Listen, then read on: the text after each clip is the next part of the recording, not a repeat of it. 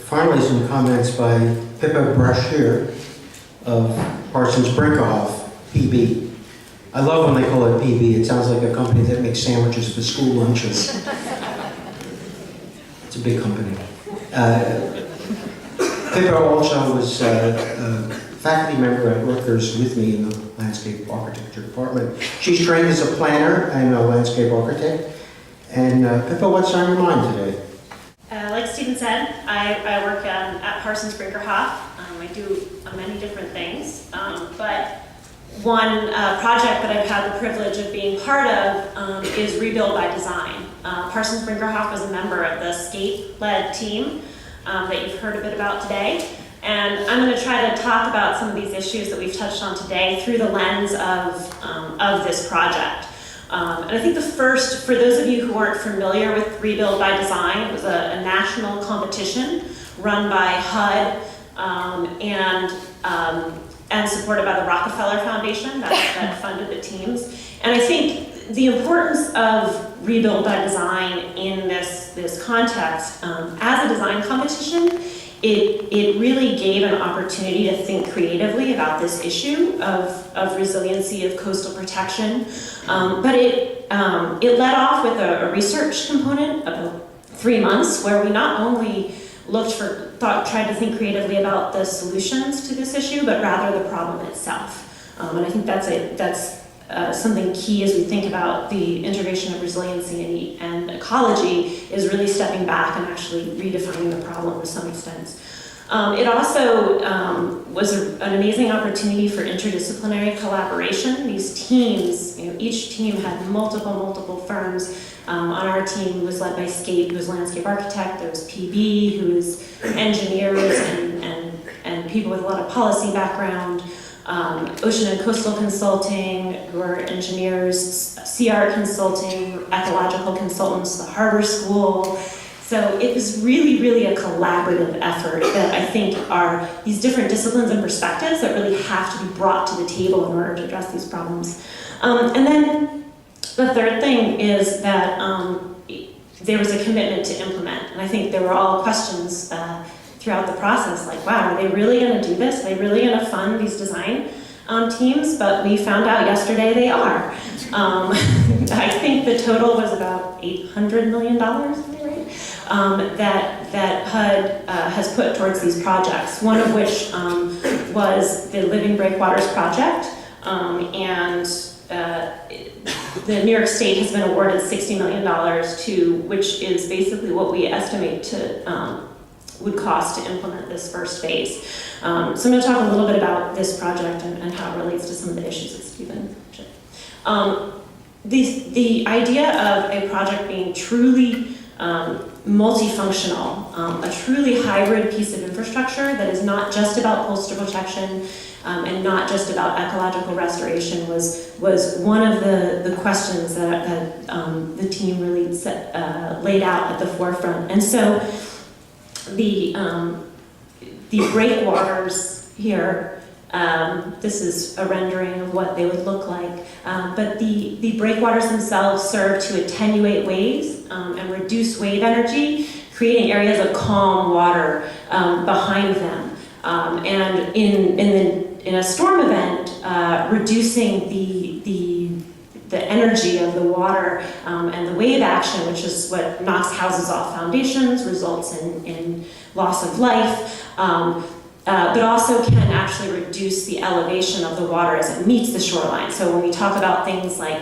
base flood elevations for FEMA, like how high you have to build your house, it could actually reduce that. It also helps reduce erosion. The shore of Staten Island is seeing significant erosion that will reduce that protective beach or wetlands along the coastline, thus increasing the risk. So they were very effective at risk reduction, but and there's a slide we would often show at community meetings that says living breakwaters do this. They reduce waves, they reduce erosion, they create habitat, they create recreational and economic opportunities for fishing and boating, but they don't keep water out. And this is something that Phil Orton touched on, and I think he was very influential in the development of this process, is it doesn't keep water out. It's about reducing risk and not eliminating it entirely. It's also about creating habitat. And we've talked a lot about oysters and oyster reefs, and that's a huge part of it. They're, I sometimes like to say that the charismatic bivalve, like everybody loves the oysters, but I think as all the ecologists in the room know, they're part of creating a larger habitat. And so creating habitat for juvenile fish and lobsters, and then creating opportunities for eelgrass restoration and salt marsh on the slow water side, that it really creates a whole ecosystem. It's not just about a single species. And then this component of culture and cultural resiliency, of reconnecting people with the water and the identity of the water. This area of Staten Island is Tottenville. It's the name of the town the oyster built, because oystering was such a huge part of its identity. But even now, the coastal ecosystems, the tidal creeks, the blueways, this is part of the culture and identity of Staten Island. And by reconnecting people that with the waterfront in a way that people can live with the water day to day and can begin to both value that culture, but also create present in their day-to-day lives. And I think the buzzword now is sustainability. Is resiliency. But it's part of the sustainability of a project like this. As ecologists, as landscape architects, we know, and particularly in urban environments, we have to manage, we have to steward our landscapes. And so actually engaging people this is critical to the actual maintenance and stewardship of the breakwater.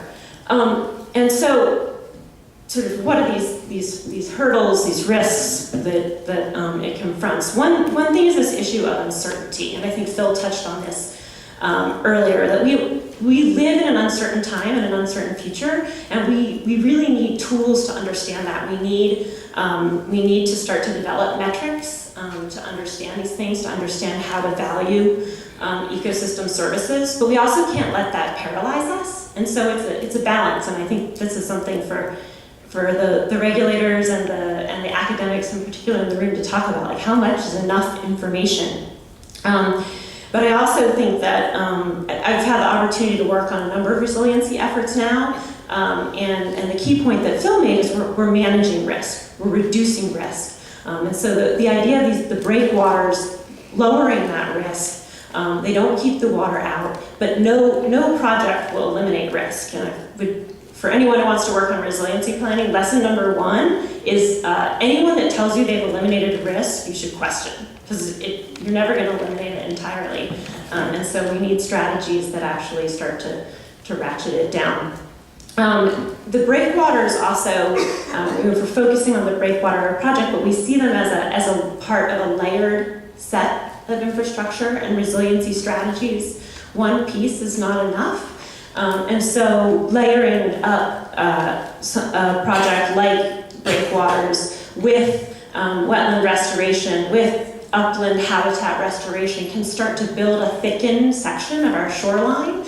And some of those are going to be other restoration projects, wetlands, dunes, and habitat restoration. Other maybe harder infrastructure on the shore, or just adaptation at the building level, so that we start to live in conjunction with these ecologies. And then layered up, as I said, with these cultural components, with activities that connect people to the water, but also engage with them day to day, so that everyone can begin to be familiar with and understand this sort of level of uncertainty. So I think the other part of this is it's very hard for us to understand that uncertainty, and we have to use the best science. But one thing is making sure we're all talking to each other. Lisa, you asked everybody to raise their hand if they worked on the project. I think I could probably, how about everyone who we actually met with or talked to or went to a public meeting through the course of this project to raise your hand?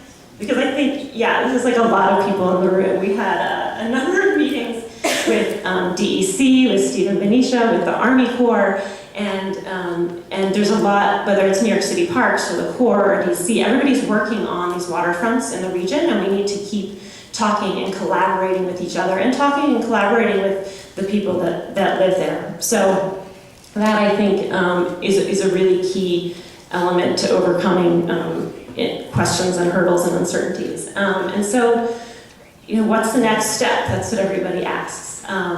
We don't know what will happen next, but the HUD has committed the funding to New York State to implement what we're calling our pilot, or our first phase, in Tottenville. And we hope that in the future we'll have living breakwaters off Staten Island that will be restoring our ecology and making the shoreline more resilient.